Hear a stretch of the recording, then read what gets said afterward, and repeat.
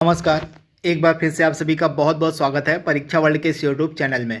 दोस्तों, आज से हम सामान्य हिंदी की एक सीरीज स्टार्ट करने जा रहे हैं। इस सीरीज में हम टॉपिक वाइज जो भी इम्पॉर्टेंट चैप्टर बन सकते हैं सामान्य हिंदी के, उन सभी को आज से हम कवर करना स्टार्ट करेंगे। यह जो आपका वीडियो होगा एसएससी जीडी की जो परीक्षा होने वाली है उसके लिए इम्पॉर्टेंट होगा, और लेखपाल की जो परीक्षा होने वाली यूपी लेखपाल की उसके लिए भी मोस्ट इम्पॉर्टेंट होगा, क्योंकि इन दोनों परीक्षाओं में 25 प्रश्न, यानी कि आपके एसएससी जीडी की परीक्षा में 25 प्रश्न पूछे जाएंगे हिंदी के, और लेखपाल की परीक्षा में भी 25 प्रश्न हिंदी से पूछे जाएंगे। तो दोनों प्रकार की परीक्षाओं के लिए, एसएससी जीडी के लिए और लेखपाल के लिए, यह हिंदी का जो वीडियो है काफ़ी ज़्यादा इंपॉर्टेंट होगा। यह हमारा पहला वीडियो है तथा इसमें हम देखने वाले हैं कुछ इंपॉर्टेंट फैक्टों को, किससे रिलेटेड, तो हिंदी वर्णमाला और विराम चिन्ह से रिलेटेड, यानी कि जितने भी इंपॉर्टेंट फैक्ट और पॉइंट बन सकते हैं जो बार बार एग्जाम में पूछे गए हैं, उनको आज के इस वीडियो में हम डिस्कस करने वाले हैं।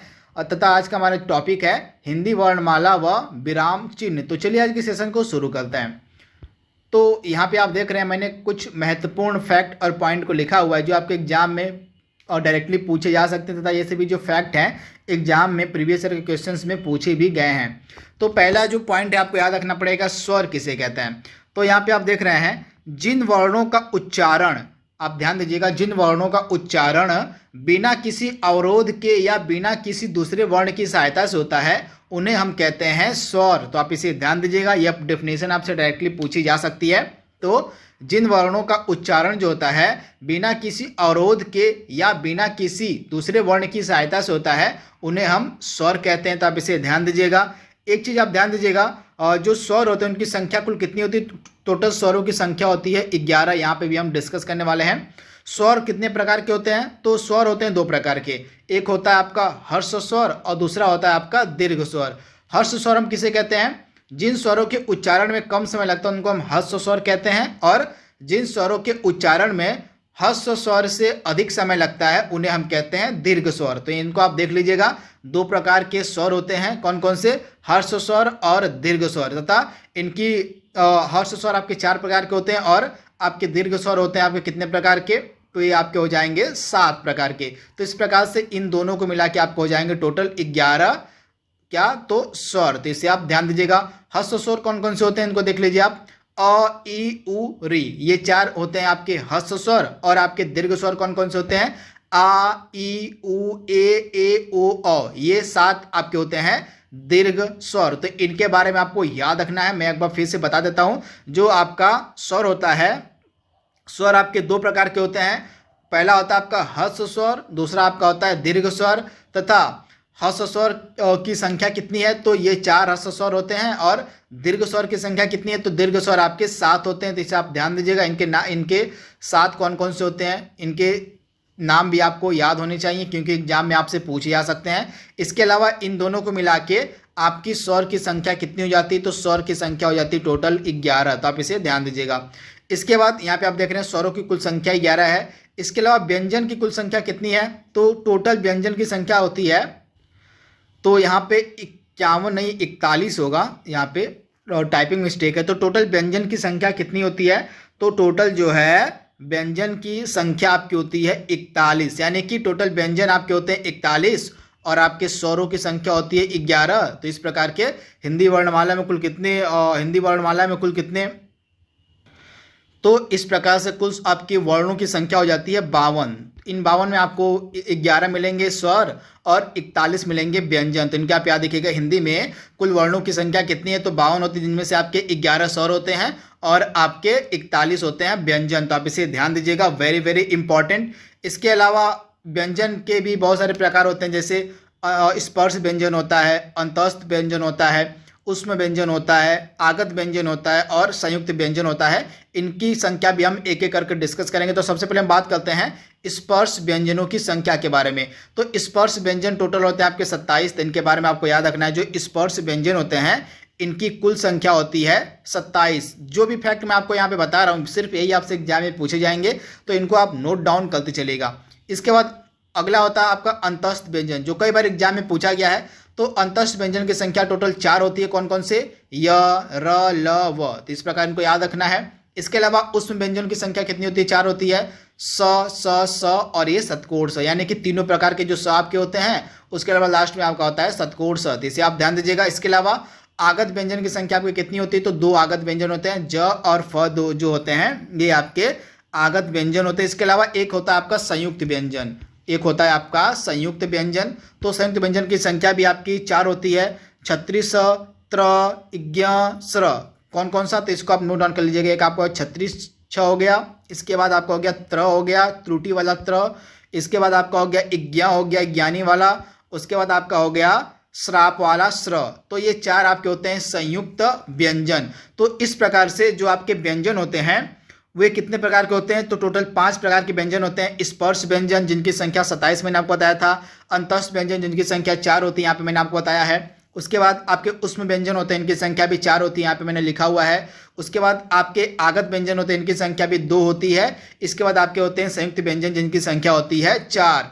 तो इस प्रकार से प्रकार अगर आपसे पूछ ले व्यंजन का, तो 4 प्रकार के व्यंजन होते हैं। अगर व्यंजन की संख्या पूछ ले तो टोटल संख्या आपको मिलेगी 41। तो इनको आपको याद रखना। अगर व्यंजन की संख्या पूछे तो 4 हो जाएगा, व्यंजन का प्रकार पूछे तो 5 हो जाएगा, मैंने यहाँ पे लिख दिया है। तथा व्यंजन के प्रकार जो है उनमें कितने कितने व्यंजन आते हैं उनको भी आपको याद रखना है। यहाँ पे मैंने सब कुछ लिखा हुआ है क्रिस्टल क्लियर, इनको आप एक बार देख लीजिएगा। इसके बाद अघोष और सघोष के बारे में ये बात कर लेते हैं। यहाँ से भी कई बार एग्जाम में प्रश्न देखने को मिलता है। तो जो आपके अघोष और सघोष होते हैं, सबसे पहले हम बात कर लेते हैं अघोष व्यंजनों के बारे में। तो अघोष व्यंजन, इसमें क्या होता है, प्रत्येक वर्ग के प्रथम और द्वितीय जो वर्ण होते हैं, यानी कि जो वर्णमाला होती है उसका जो प्रत्येक वर्ग होता है उसका जो पहला और दूसरा वर्ण होता है वह कहलाता है आपका अघोष व्यंजन। तो आप इसे ध्यान दीजिएगा। प्रत्येक वर्ग का प्रथम और द्वितीय जो वर्ण होता है वह कहलाता है आपका अघोष व्यंजन। इसके अलावा फ हो गया, स हो गया, स हो गया, यानी कि तीनों प्रकार के जो आपके स हैं ये भी आते हैं अघोष व्यंजन के अंतर्गत। ये आपको याद रखना है। इसके बाद अगर हम सघोष व्यंजन की बात करें तो सघोष व्यंजन होता है प्रत्येक वर्ग का तीसरा, चौथा और पांचवा जो वर्ण होता है। इसके अलावा ये सभी मैंने जो लिखा हुआ है ड़, ज, य, र, ल, व, यानी कि ये सभी आपके जो वर्ण यहाँ पे लिखे गए ये सभी वर्ण आपके, और प्रत्येक वर्ग का तीसरा वर्ण, चौथा वर्ण और पांचवा वर्ण ये सभी आपके सघोष व्यंजन के अंतर्गत आते हैं। तो आप इसे ध्यान दीजिएगा, वेरी वेरी इंपॉर्टेंट। इसके अलावा सभी जो स्वर होते हैं वो सघोष कहलाते हैं, इसे भी आप ध्यान दीजिएगा। इसके अलावा सभी जो स्वर होते हैं, यानी कि स्वरों की संख्या मैंने आपको कितनी बताई थी, 11। तो सभी आपके जो स्वर होते हैं ये क्या कहलाते हैं, सभी स्वर आपके कहलाते हैं सघोष व्यंजन। तो आप इसे ध्यान दीजिएगा, वेरी वेरी इंपॉर्टेंट। इसके बाद अगला है अल्प प्राण और महाप्राण के बारे में ये देख लेते हैं। यहाँ से भी कई बार एग्जाम में प्रश्न देखने को मिलता है। तो सबसे पहले हम बात कर लेते हैं अल्प प्राण के बारे में। इसमें क्या होता है, तो प्रत्येक वर्ग का प्रथम वर्ण, तृतीय वर्ण और पंचम वर्ण, इसके अलावा जो अंतस्थ वर्ण होते हैं ये सभी अल्प प्राण व्यंजन के अंतर्गत आपके आ जाएंगे। यानी कि जो हिंदी वर्णमाला होती है उसका जो प्रत्येक वर्ग होता है, प्रत्येक वर्ग का पहला वर्ण, तीसरा वर्ण और पांचवा वर्ण ये सभी आपके अल्प प्राण होते हैं। इसके अलावा अंतस्थ वर्ण, अंतस्थ के अंतर्गत मैंने आपको क्या क्या बताया था, अंतस्थ के अंतर्गत आपके क्या क्या आ जाएंगे, तो अंतस्थ के अंतर्गत आपके आ जाएंगे य, र, ल, व। तो ये सभी भी आपके अल्प प्राण के अंतर्गत आएंगे, तो इसे आप ध्यान दीजिएगा। इसके अलावा महाप्राण के व्यंजन के अंतर्गत क्या क्या आएगा, तो प्रत्येक वर्ग का दूसरा वर्ण और चौथा वर्ण ये सभी आपके आ जाएंगे महाप्राण के अंतर्गत। तथा महाप्राण में एक और आता है उष्म वर्ण भी, जो आते हैं आपके महाप्राण के अंतर्गत आएंगे। उष्म वर्ण में मैंने आपको क्या क्या बताया था, तो आपका जो उष्म वर्ण होता है इसमें क्या क्या आ जाएगा, तो इसमें आपका आ जाएगा, इसमें उष्म वर्ण में आपका आ जाएगा तीनों प्रकार का स, जो मैंने आपको 3 प्रकार का स आ जाएगा, एक आपका आ जाएगा ह, यानी कि तीनों प्रकार के स और ह आपके आते हैं उष्म वर्ण में, तथा ये सभी आपके होते हैं महाप्राण व्यंजन। तो इनके बारे में आपको याद रखना है। एक चीज़ मैं आपको बता दूं, मैं डिस्क्रिप्शन बॉक्स में अपने टेलीग्राम चैनल का लिंक दे दूंगा। उस टेलीग्राम चैनल पे आप जाके सिंपली इसका जो PDF है उसको आप डाउनलोड कर सकते हैं। तब PDF को डाउनलोड करने के बाद आसानी से आप इस टॉपिक को पढ़ लीजिएगा। तो मैं अपने टेलीग्राम पे इस PDF को अपलोड कर दूंगा, वहाँ से जाके आप सिंपली इसको डाउनलोड कर लीजिएगा। इसके बाद एक चीज़ आप देखिएगा, यहाँ पे डेफिनेशन लिखी गई वर्ण की, वह छोटी से छोटी ध्वनि जिसके टुकड़े नहीं हो सकते उसको हम कहते हैं वर्ण। तो इसे आप याद रखिएगा, वह छोटी से छोटी ध्वनि जिसके टुकड़े नहीं हो सकते हैं उसको हम वर्ण कहते हैं। तो इसे आप ध्यान दीजिएगा। इसके अलावा इसका जो अगला वीडियो होगा उसमें हम इसी से जुड़े यानी कि विराम चिन्हों और वर्णमाला से जुड़े इंपॉर्टेंट एमसीक्यूज को सॉल्व कराएंगे, जिससे इस टॉपिक से जुड़े आपके जितने भी डाउट होंगे वो आपके पूरे क्लियर हो जाएंगे एमसीक्यूज को सॉल्व करने के बाद। तो अगला वीडियो हमारा इसी पर बेस्ड होगा। इसके बाद अब यहाँ पे हमने वर्णमाला के बारे में बात कर ली है, अब हम बात करेंगे विराम चिन्हों की। यहाँ से विराम चिन्ह आपके स्टार्ट होंगे। तो एक चीज़ आप ध्यान दे लीजिएगा, अयोगवाह वर्ण कौन से होते हैं, एग्जाम में पूछा गया है। तो यह जो अयोगवाह वर्ण होते हैं कौन कौन से होते हैं, अह हो गया और आ हो गया, यानी कि अंग में जो अ होता है ये आपका हो जाएगा, ये आपका हो गया अ और आपका अ, ये सभी आपके क्या होते हैं, ये सभी अयोगवाह होते हैं। तो इनको आप याद रखिएगा, कभी कभी यहाँ से भी एग्जाम में प्रश्न देखने को मिला है। तो अपर अंक की मात्रा ये वाला अ हो गया आपका अयोगवाह के अंतर्गत आएगा, और ये का ए आपका ए अ हो गया, ये सभी आपके अयोगवाह वर्ण कहलाते हैं। तो इनके बारे में दोनों को आपको याद रखना, भूलना नहीं है। इसके बाद विराम चिन्ह ये देख लेते हैं। तो श्री कामता प्रसाद गुरु के अनुसार विराम चिन्हों की संख्या कुल टोटल 20 है। डायरेक्टली यही एग्जाम में आपसे पूछ लिया जाएगा, तो इसको आप ध्यान दीजिएगा। श्री कामता प्रसाद गुरु के अनुसार विराम चिन्हों की संख्या टोटल 20 है।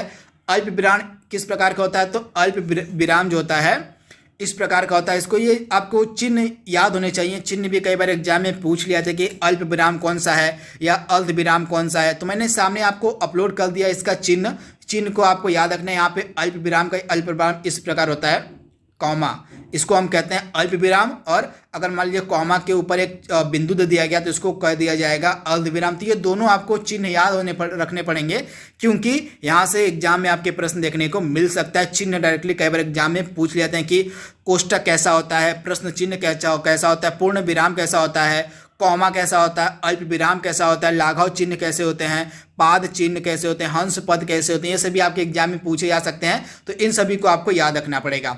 इसके अलावा जो हंस पद होता है, हंस पद आपका इस प्रकार से होता है, आप यहाँ पे देख लीजिएगा। जो हंस पद होता है इसको हम लिखते हैं इस प्रकार से, उस प्रकार से। हंस पद इस प्रकार से होता है, न कि इस प्रकार से।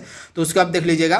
तथा यह जो हंस पद होता है इसका एक और नाम होता है त्रुटि अविराम, यानी कि त्रुटि विराम इसको कहते हैं हम हंस पद को। तथा इसका उपयोग कब किया जाता है, यहाँ पे आप देख रहे हैं। जो आपका हंस पद होता है, जब कोई वाक्य या वाक्यांश में कोई शब्द या अक्षर लिखने में छूट जाता है तो छूटे हुए वाक्य को नीचे हंस पद चिन्ह का प्रयोग कर छूटे हुए शब्द को ऊपर लिख देते हैं। तो इस प्रकार के लिए जो है आपका हंस पद का चिन्ह का इस्तेमाल होता है, इसको आप देख लीजिएगा।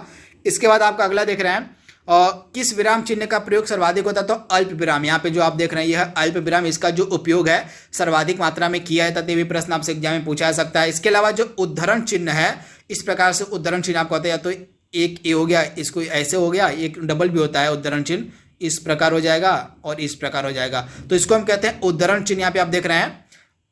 तो इसका जो प्रयोग है, जब किसी कथन को ज्यों का तो लिखा जाता है उसके लिए हम उद्धरण चिन्ह का उपयोग कहते हैं। तो आप इसे करते हैं, आप ध्यान दीजिएगा। जो उद्धरण चिन्ह होता है इसका उपयोग हम कब करते हैं जब किसी कथन का ज्यों का त्यों लिखा जाए, उसको हम उद्धरण चिन्ह कहते हैं। किस प्रकार से होता है, तो एक प्रकार से ऐसे हो जाएगा सिंगल वाला उद्धरण चिन्ह, और एक डबल वाला भी होता है। डबल वाला कैसे हो जाएगा, इस प्रकार से, और इस प्रकार से आपका हो जाएगा डबल वाला उद्धरण चिन्ह, इसको हम कहते हैं, आप ध्यान दीजिएगा।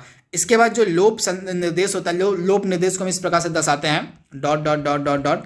तो इसको होता है लोप निर्देश का प्रयोग कहाँ पे होता है, जब पूर्व बात की पुनरुक्ति करनी हो तो उसके लिए हम आपका लोप निर्देश का उपयोग करते हैं। तो आप इसे ध्यान दीजिएगा। इसके अलावा विराम चिन्ह और विवरण चिन्ह किस प्रकार से होता है, तो विवरण चिन्ह आपका होता है डबल पॉइंट, उसके बीच में एक आपका हो जाएगा ऐसे, तो इसको हम कहते हैं विवरण चिन्ह। तो इसको आप ध्यान दीजिएगा, वेरी वेरी इंपॉर्टेंट। इसके बाद मैंने यहाँ पे आपको बात याद दिया था, लाघव चिन्ह का उपयोग कब करते हैं, किसी शब्द का जब संक्षिप्त रूप लिखना हो उसके लिए हम लाघव चिन्ह का उपयोग करते हैं। लाघव चिन्ह इस प्रकार से होता है, तो आप इसे ध्यान दीजिएगा। तो दोस्तों यहाँ पे जितने भी इंपॉर्टेंट फैक्ट और पॉइंट बन सकते थे विराम चिन्ह और वर्णमाला से जुड़े, उनको हमने यहाँ पे डिस्कस कर लिया है। इसका अगला वीडियो जो होगा वह MCQs पर आधारित होगा। तो आज के लिए बस इतना ही। Thank you, thanks for watching, thank you.